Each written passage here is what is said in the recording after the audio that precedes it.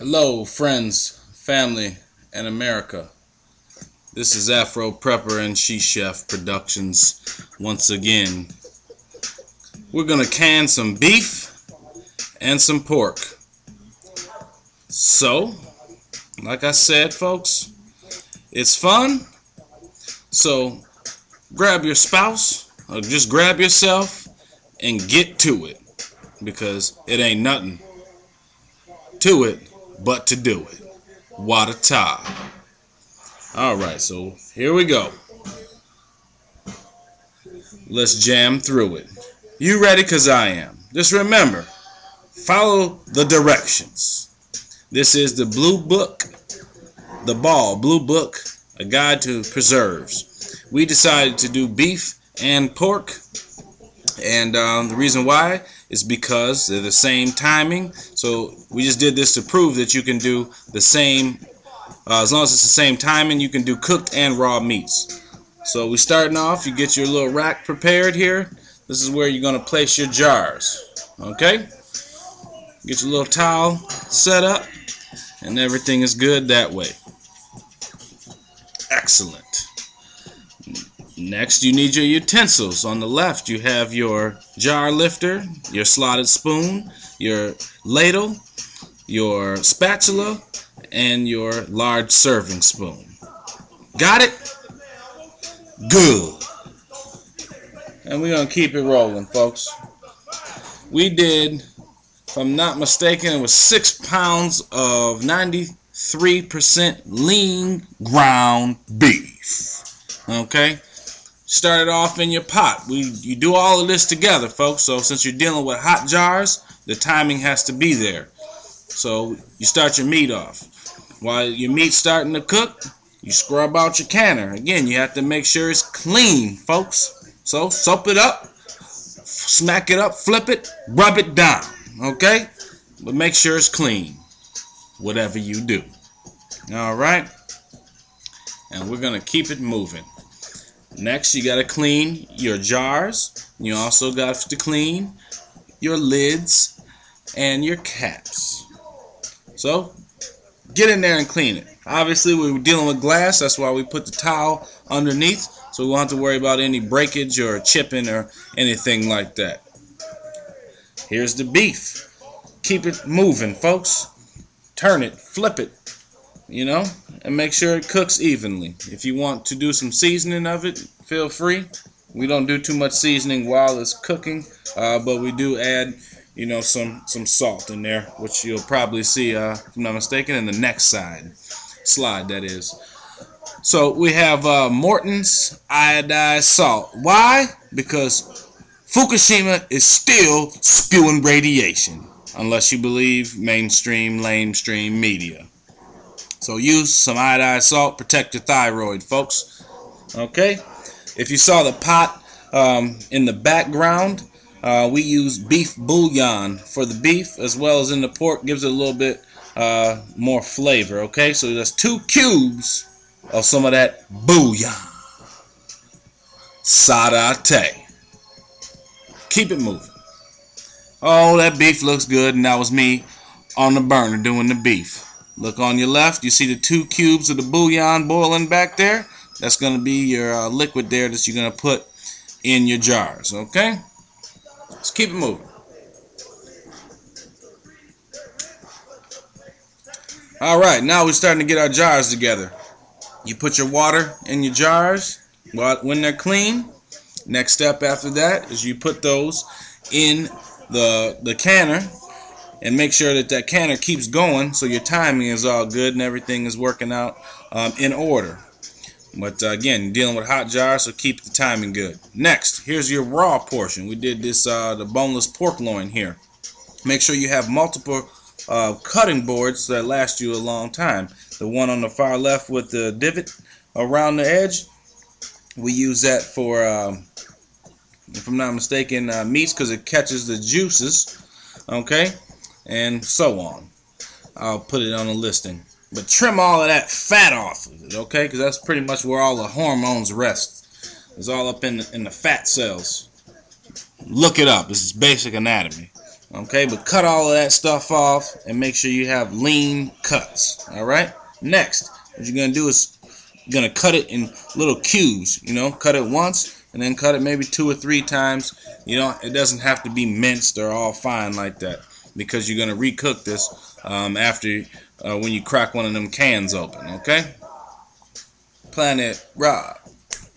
All right. So now that we're keeping this moving, look at the timing now. It's 8:36. This water is already hot, and this disinfecting the jars even after they've been cleaned already. We got the bouillon already boiling, and the beef is cooking also.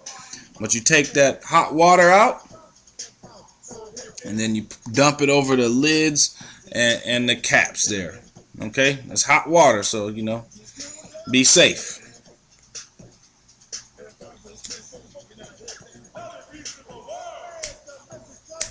I love old school hip hop, man.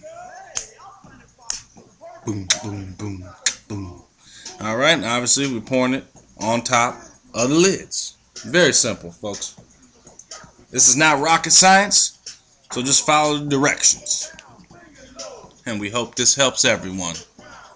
Shout outs to Low Buck. All right.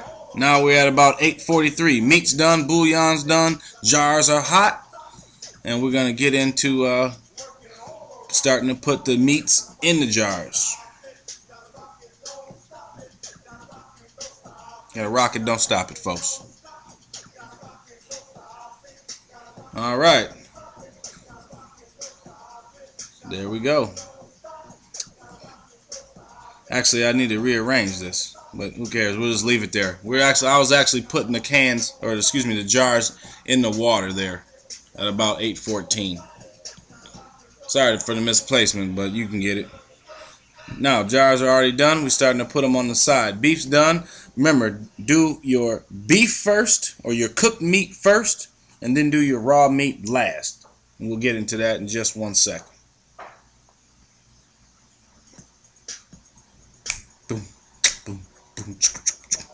This is my bipartisan event. Just about the only thing that's worth being bipartisan about here, okay? We use the blue one here for the cooked meat, red one for the raw meat. Again, cooked first, raw second. And then it all gels together, and you have some excellent canning that tastes great once you eat it, okay?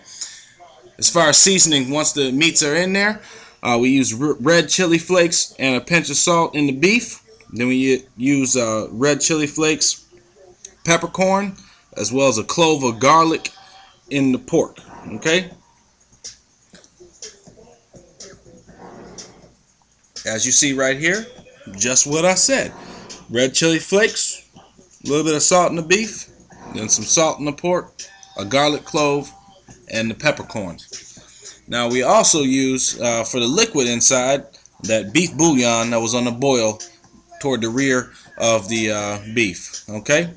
Next, you're going to burp or remove any of the air pockets in both. Again, do the cook first, do the raw last. Okay. Make sure you burp it. Slide your spatula down the sides. Press it down in the middle. It's going to make for a good seal. If you look here closely at the bottom of that mason jar, you see a little air bubble. So we're pushing it down so there's no air bubbles, so it's going to create a tight seal, and that's what you want, because that is what promotes longevity, folks. It makes it stay good for a long time. After you've burped everything, you're going to wipe off the lid or the top of the jar, around the ring of the jar and down the side, so there's no bacteria able to grow.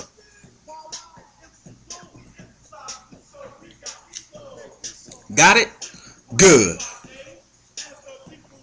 Next, we're taking our caps and our lids, and we're going to put them on top of the jars. Boy, you must have to have a master's degree to do canning. It's so difficult. Sarcasm, folks. It's sarcasm. All right, they've been wiped down, and you spin them so they are finger tight. What that means is you just turn them so, not so they're extra tight, but just so they have a good seal on them before you put them in the canner. Okay? And boy, doesn't that look delicious? Even though most people don't like pork. I know I do. Anyway, you put them in to your boiled water canner, and you can see the time. We're just keeping it moving here, folks. You put it all in there and put that lid on, and then you wait for it to come up to pressure. If I'm not mistaken, that's about 180 degrees, and that's what you're seeing right there. And you wait for this nipple to pop in the back. Boy, don't we love nipples to pop, folks? Alright, but don't bring your kids. But anyway, that nipple in the rear there, that's going to pop up when it's time to put the little, what do you call it? You have to vent it for 7 minutes. Oh, you have to vent for 7 minutes, and you'll see the little steam popping out the little thing right here in the middle. Then the nipple will pop up, and then it'll be time for you to put the little the weight on the middle, and boom, there you'll be going. The timing on this is what, an hour and 30 minutes? Hour and 15 minutes Hour for pints. and 15 minutes for pints. And an hour and 30 minutes for quarts. And an hour and 30 minutes for quarts. Okay? But check the book. But check the book, please. And follow the directions. Then what do you have? You have some wonderful looking canned goods right here. Or, yeah, canned goods, even though they're in glass. So, it looks wonderful, and we'll probably crack some open this weekend just to eat it. Maybe not. Maybe we will. It's all up to us. After you're done, you take them lids off, wash them again, wipe down the sides to prevent any, and make sure you dry them to prevent any type of rusting. Label them, throw it back on there, boom, store it. You're done. Easy as pie, folks. And we all love pie. So, get to canning. Peace.